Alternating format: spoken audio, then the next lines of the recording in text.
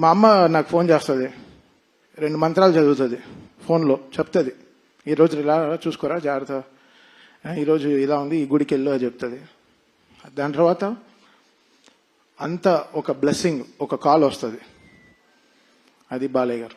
ఆ కాల్ ఒకటి వస్తుంది, వచ్చి చెవులో 2 మంత్రాలు చదువుతారు, ఉండి దీర్ఘాయుష్మాన్ భవ అంటారు. తెలుసు చాలా ఓకే. ఒక లైఫ్లో కొన్ని లోట్లు లేదు అంటే నాకు నాన్న లేరు, బట్ ఆ లోటు నాకు బాలయ్య గారితో ఇట్స్ కంప్లీటింగ్.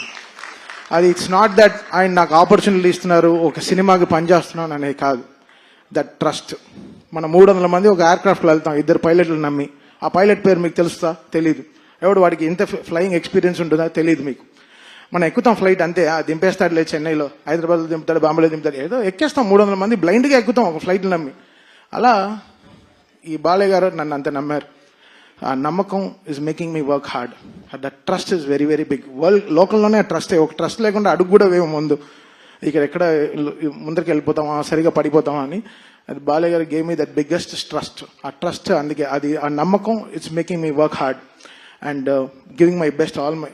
సార్, నేను చాలా ఆడియో ఫంక్షన్లో చెప్పాను, చాలా ఫంక్షన్లో చెప్పాను,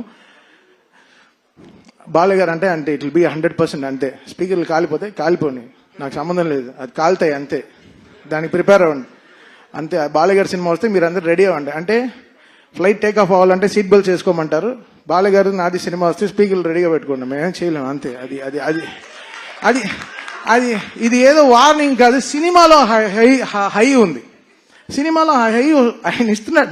నాకు తెలియట్లేదు, చూస్తే చేతులు కట్టు కూర్చున్నాం, కొట్రా సరిగా ఇట్స్ గివింగ్ దట్ స్పేస్. అని సినిమాలో బాగా అసలు బాబీని నేను కొత్త